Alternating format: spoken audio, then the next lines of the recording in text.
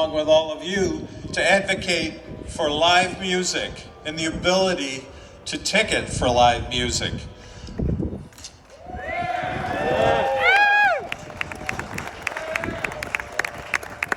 Throughout this last 6 months, as we've gone through the pandemic, I've advocated for lots of different businesses. Florists, malls, dentist's office, gyms. But I must say that there's no group that I've advocated before that has been as conscientious as the music group about making sure that they do this and they do this right, which is why it's been so frustrating that the state has not made any change to their regulations. And I talk to them about every week or so, trying to get them to consider all the different things that people like Julie have done. I mean, all these different clubs, all these different venues have invested thousands of dollars, reimagined their businesses. And then we had the summer where they moved everything outside. And that was only lasted, for a week or two, when new regulations came out and said they couldn't charge at all. So that really took away a big part of the season where we could have been outside doing everything safely. And now that time is coming to a close because the weather's changing again. But, I have to say that the plans that Julie has put together and some of the other folks have put together that I've sent to Albany are just outstanding. Everything from the advertising for the events, making sure that people who want to pay for a ticket understand that they're going to have to wear a mask, they're going to have to be at their tables, they're going to have to wash their hands, all those things, plus all of the stuff that she puts inside her venue, reminding everybody. So I think that if we make enough noise here and people around the state continue to push, something is going to happen pretty soon. I spoke to one of the 5 people that make all the decisions in Albany today. She told me that paid music is going to be discussed again this week. So it's time to make sure you send emails, letters, whatever you want to do, but make sure that the people, in the governor's office know that we want this. I mean, things are bad enough that you have to stay home and you're missing out on other stuff. At least this would let you relax for a couple of hours, listen to some live music with a lot of people that you like, and, just make life a little bit better as we go through all this. So I'm going to now introduce the brains behind all of this, Julie Leon. Let the music play! Thank you all so much for coming. We appreciate it. If we haven't met yet, I'm Julie. This is my husband, James. And we're the owners of the 443 Social Club. If you're not familiar with our place, the 443 is an 88-seat listening room style venue on Burnett Ave, and we feature original acoustic music. Jimmy and I had just celebrated the 1-year anniversary of the 443 when COVID-19 hit, and we accepted that we would be among the last businesses allowed to reopen. We appreciate how serious the virus is, and we know everyone has to work together to keep our community safe. So we spent the spring and the early summer reimagining our business so we would be ready to go when the time came. We spent thousands of dollars that we didn't really have to retrofit our space and keep our guests as safe as possible. When the new SLA guidelines were released just a few weeks after we opened, we were kind of stunned.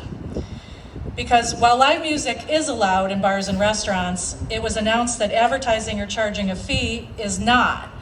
So you can have live music, but nobody can know about it and nobody can pay for it. It's kind of a kick in the teeth, right? Yes, cue the booze, please. The new rules don't accomplish anything except create another obstacle for businesses that are already on life support after 6 months with no income. It's not an exaggeration to say that the situation is absolutely dire at this point. I know the state's mission is to keep our infection rate low and prevent large crowds from gathering, but these new rules actually work against that goal. We've all reduced our capacity to 50% or even less, and advertising and marketing are just a means to fill those very limited seats that we have. Not to mention, it's a great way to communicate all the new safety protocols, as Al mentioned. Banning ticketed shows makes even less sense because pre-sale tickets are the best way to control how many people are going to show up at your door on any given night. Plus, guests who have paid money are invested in the experience. We're not going to have compliance issues with them, and they've got some skin in the game. I would even go so far as to say that ticketing and charging should be absolutely mandatory right now for everybody.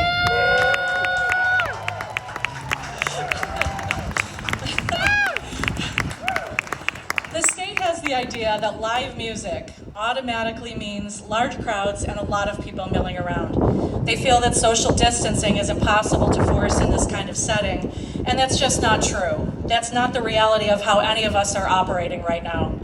Our place didn't really work that way before COVID, and venues that were have completely reinvented their business models. My colleagues and I have done everything humanly possible to adapt our businesses to COVID-19. We're not suggesting we reopen at full capacity or allow general admission shows or mosh pits or massive crowds of people. Literally, nobody is suggesting that at this stage of the game.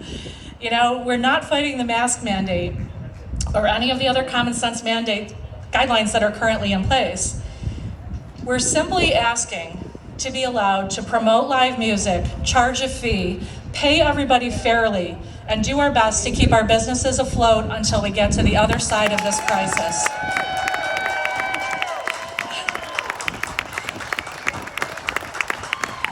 Now, there is a targeted federal aid package for venues called Save Our Stages. You can head over to the website, saveourstages.com, and see what that's all about.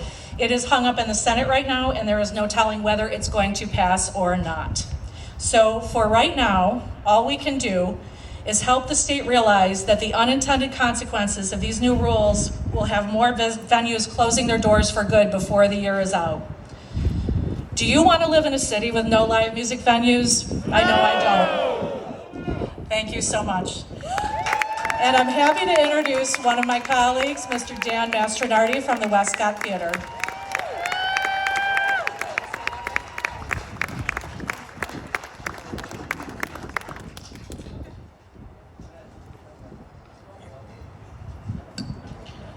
Hello, everyone.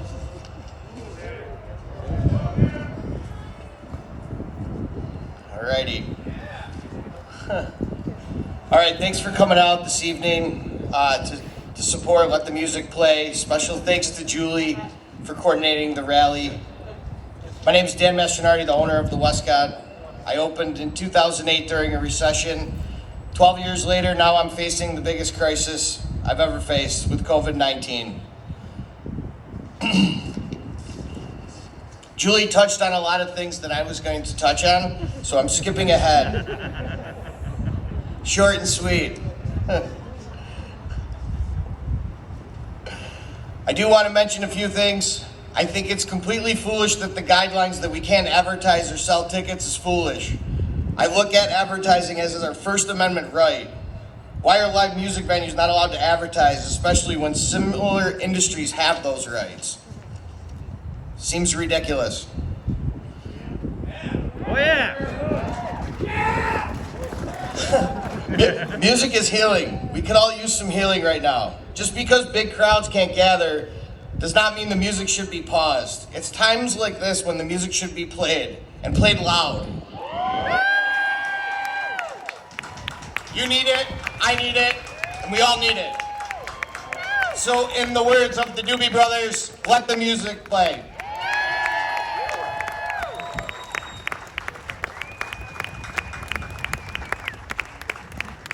Our next speaker is the Executive Director of the Center for the Arts of Homer, Mr. Ty Marshall.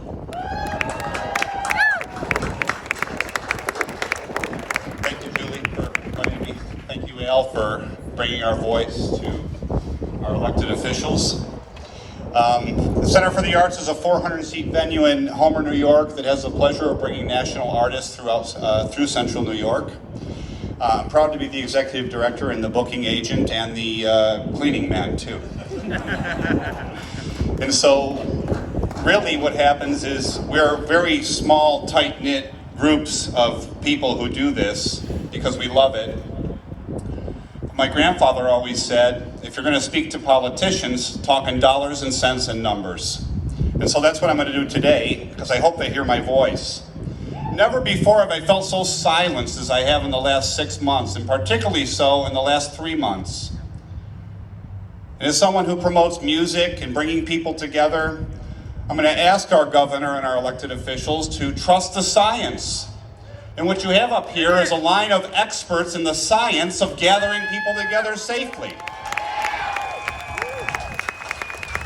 And so trust the science. Even before the pandemic, we were gathering people safely. And we were bringing people to the table and hiring people to put these shows on. Oftentimes, if you're a music lover, you don't see what goes on behind the scenes, and that's the way we kind of like it. But behind the scenes, we're not just hiring the artists to perform for you, but we're hiring security teams.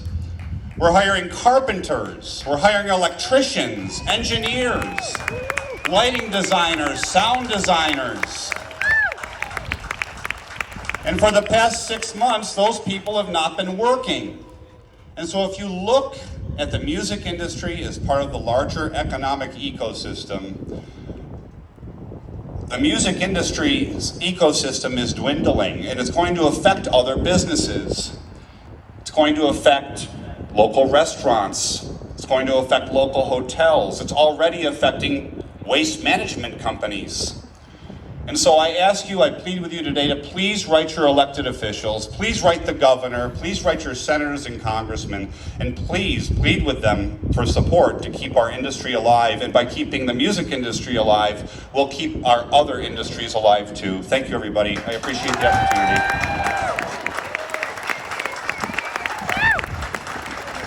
I'd like to introduce somebody that I look up to, Miss Stacy Waterman.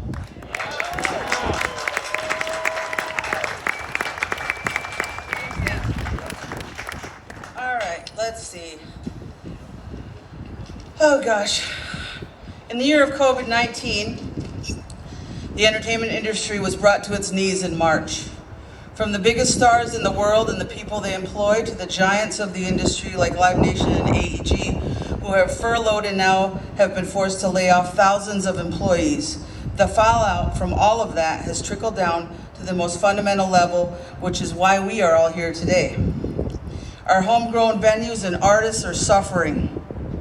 While I understand the need for safety awareness and COVID compliance, it makes no sense to me that I can get in an airplane full of people with only a mask to protect me, but I cannot reserve a table at a seat at the 443 Club. Many businesses have called it quits already, and many more will not survive.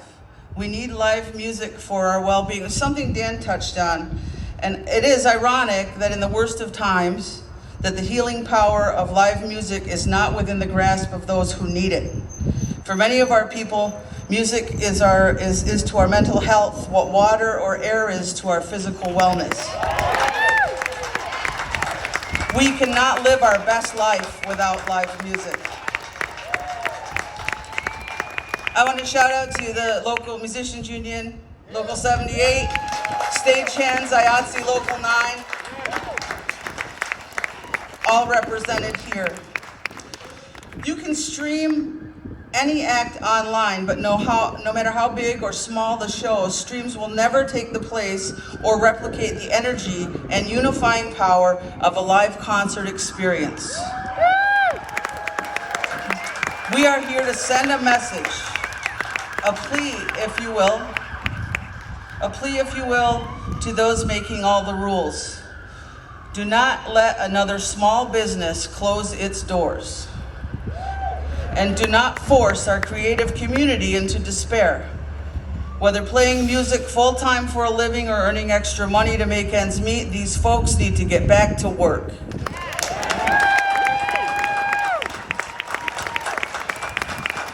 Live music is essential and can be presented safely, surely more so than going to the gym or riding the school bus. I'll leave you on a bright note on the national front. Pollstar reported that 86% of live concert fans have kept their tickets for rescheduled shows. And more than 19 million tickets for 2021 have been sold. If that doesn't convey the need we all have for the live concert experience, I don't know what does. Now, if everybody could just follow me over to tear down that Columbus statue so we can erect one of Eli Harris, I'll lead the way. Thanks. I'd like to introduce Joe Altier.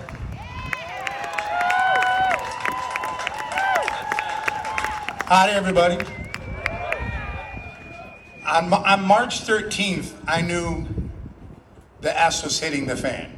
I saw that all of my gigs that I've worked very hard for 20 years were going to disappear like that. I've been lucky enough to be able to try to pivot my business in the past 6 months and go to a streaming atmosphere to try to survive, because all I've done for 20 years is play music. Music has always been there for us through the thickest of times. You think of Woodstock, you think of all these major events in our lives. If we didn't have music in those times, where would we be now? And granted, I love playing music, and I'm still playing it every day to a camera, to people around the world, and I'm helping people around the world heal. But there's nothing like being in front of a crowd of people and feeling that energy go back and forth. There's no feeling better in the entire world as an artist and as you as a fan to have that. That's what we miss. That's what we need. So I've been lucky enough to be able to pivot, but so many other people haven't in this industry. People like Stacy, people like the musicians, the union people. All those people are still sitting at home. They haven't had the ability to turn on a camera and be like, this is how I'm gonna rig something up to the top of the Landmark Theater. We need to get these people back to work. We all need to get back to work. And before I say too much more, I'm gonna quote one of the songs that I love to hate and I hate to love, okay? It's a pretty good crowd for a Saturday, and the manager gives me a smile, because he knows that it's me they've been coming to see to forget about life for a while. And don't we need to forget about life for a while? Thank you, everybody. On that note, I would love to introduce a Syracuse music legend, everybody, Gary Frenay.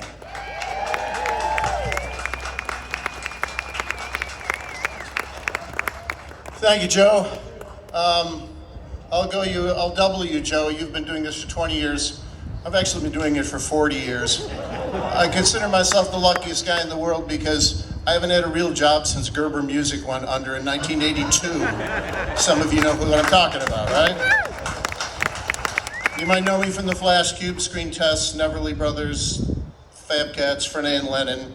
I started as a founding member of the Flash Cubes in 1977. I'm probably the only person here who has opened for the Ramones 5 times and lived to tell about it. Although we almost didn't in Poughkeepsie in 1979 as the opening band when the audience threw sandwiches at us. That was not fun. But I've seen a lot in 43 years, both good and bad, but I'm an optimist by nature, so I'll try to outline how things get better. In 1985, I was playing in Screen Test, and New York State raised the drinking age from 18 to 21. That really hurt the bars and the college business. 18, 19, and 20-year-olds could no longer come to gigs. That was a huge part of our fan base, especially at colleges, and yet somehow, eventually, the business survived. In 2003, New York State banned smoking in public places. I love that. I got 3 more notes of range out of my voice because it was now like sucking smoke every night. But it put some clubs out of business, especially rural clubs where, down in, like I'm thinking of one in Aurora, New York, where his crowd did not want to come to the bar if they couldn't smoke, and he went out of business. So now we have a pandemic that has stopped us all in our tracks. So how do we proceed? How do we play this impossible hand that we've been dealt? Our music scene, any music scene, is the union of 3 parts: performers, venues, and the audience. I could probably add a fourth, and that's the media, established or social, who plays an essential role in promoting all that we do. But we all need to band together to get through this. The musicians need to be patient and nurturing and creative to their contact to the venues and in luring their fans back to see them. The venues need to adhere to state-mandated protocol that ensures safety to musicians and their fans while trying to keep their head above water long enough to return to profitability when things open up again for real. Not an easy task, right? And the audience, you, some of you, need to be patient and mindful of restrictions so as not to put venues in jeopardy of being shut down. We've all seen those images on the news of crowds behaving badly at live music events. You know who you are. And well-meaning venues have been shut down due to bad actors. Sylvan Beach, I'm thinking, right? We all need to be patient and respect the process and the people who are working really hard to get the local music scene off of life support and back to the live music scene that we know and love. Like all these people that are gathered here today. God bless you all, right? And I'll leave you with my own personal musician's creed. Playing music is a great way to make a living. It's just not a way to make a great living. But if you're willing to live with less, it makes for the best life I can imagine. Thank you. And then leave it to me to introduce a little musical thing to finish us off. My dear friends and some of the best musicians I know, Donna Colton and Sam Patarelli.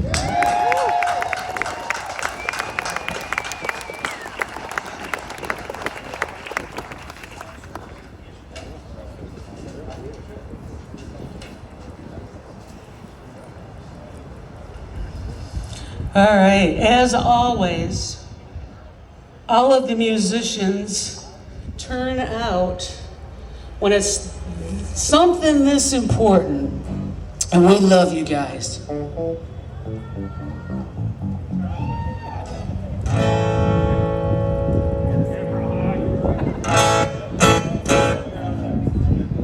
This is a song that Sam wrote the lyrics to this. And it's been getting a little bit of notice again. Song that we wrote about 13 years ago, but it's still pertinent today. Yeah, it's called "Time for a Change."